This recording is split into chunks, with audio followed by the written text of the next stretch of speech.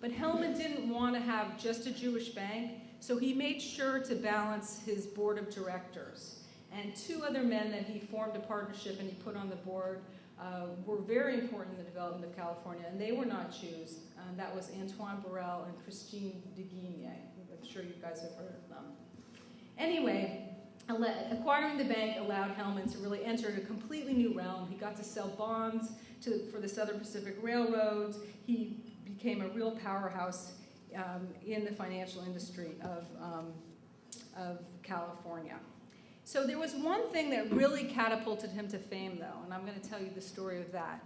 This was in 1893. I referred to it earlier that there had been a depression in 1893. And this is an example of how Hellman really tamed the financial system. The country's gold reserves had dropped below $100 million because the president was talking about using silver instead of gold as a medium of exchange. And that sent tremors through all the stock markets. And a lot of people went to withdraw their money. And across the country, about 600 banks closed. Well, in previous economic downfalls, it had usually taken 1 or 2 years from the shocks from New York to reach California. It had been, such a long distance. There hadn't been great communication or great transportation. So the people in California thought they were going to be immune to this downturn, but they weren't. And on the morning of June 20th, for some reason, who knows what triggered it, people started rushing to the banks in Los Angeles to take out their money. And the Farmers and Merchant Bank, the morning of June 20th, had $443,000 in its vaults. By the next day, they only had $43,000. So many people had come in to take out funds. And the other banks in the city had lost $3 million. Now, Hellman's brother Herman was running the bank, and he called Hellman and he said, "You better get down here, you better get down here." And there was nothing that bankers feared more than bank runs, because there was the financial system wasn't insured by the FDIC like it is today. There was no Federal Reserve to step in, and the only thing a banker really had was his reputation. And Hellman knew that if his bank closed, his reputation would be destroyed, and it was something he really did not want to have happen. So as he'd always kept large reserves, cash reserves in his vaults for this particular reason, but clearly in this very extreme financial panic, that wasn't good enough. So Hellman took out $500,000 of gold of his own money from the vaults of the Nevada Bank, that's about $6 million today, and loaded them on a train to go down to Los Angeles. Now in those days, it took a long time to get from San Francisco to LA, and the train traveled overnight. And it got stalled in the Tehachapi Pass.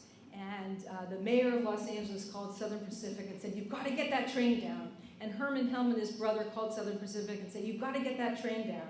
So finally the train started to move. And it pulled into the San Fernando Depot in LA around noon.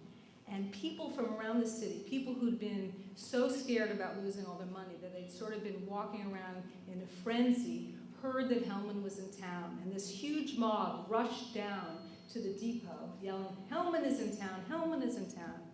And when they got to the depot, they saw this sort of short man in a top hat with that full beard overseeing the unloading of sacks and sacks of gold into a wagon.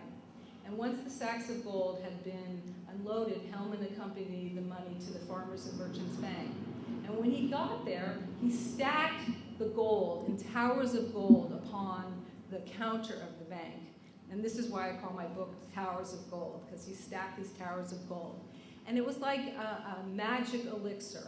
When people saw all that gold piled on the counters, they realized literally that they'd been worrying about nothing, that there was enough money in the state. I.W. Hellman had enough money personally to back the Farmers and Merchant Bank. And just like that, the bank run ended. And it wasn't just at the Farmers and Merchants Bank, but it was also at the other banks in the city. And so that was an amazing example of Hellman's prominence, his influence, his reputation, and just the fact that one person can make such a difference in a financial panic. I mean, it seems crazy. It could never happen today. Anyway, so by the time 1895 rolled around, when he was walking down the street in San Francisco, he was one of the most prominent men of the state. He had had the unfortunate occasion to have a customer named William Holland, who'd come into the bank a few weeks earlier.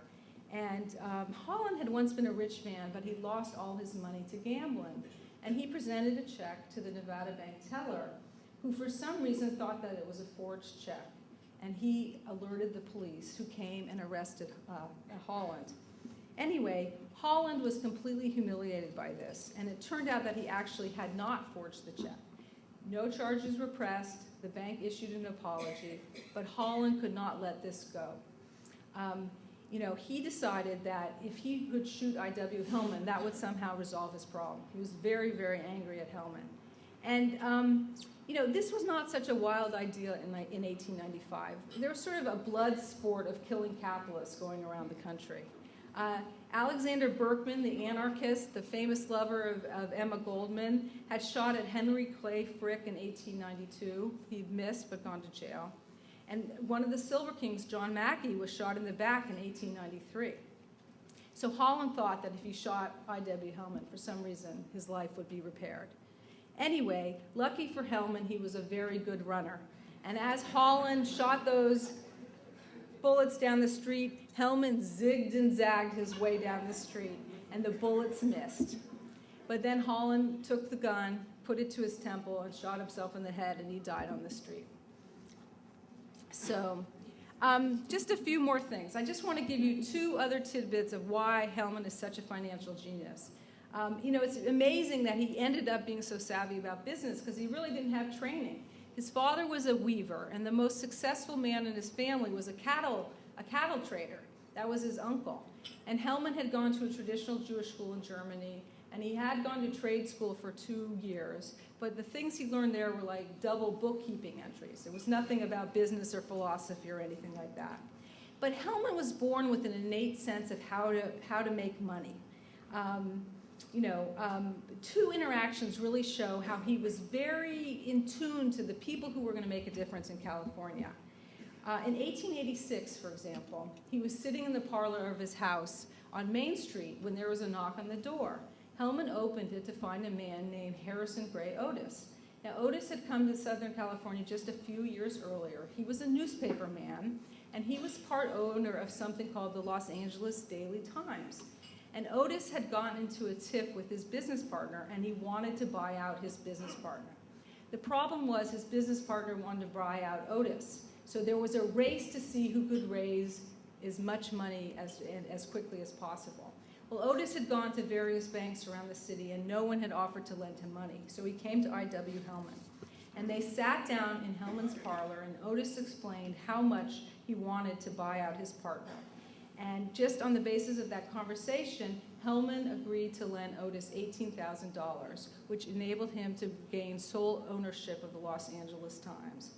And it was a decision that was very important in the development of California because the LA Times went on to be such an influential paper. But Otis paid Hillman back in many, many ways. Whenever there was something controversial about Hillman, Otis was always having his paper put a favorable spin on it.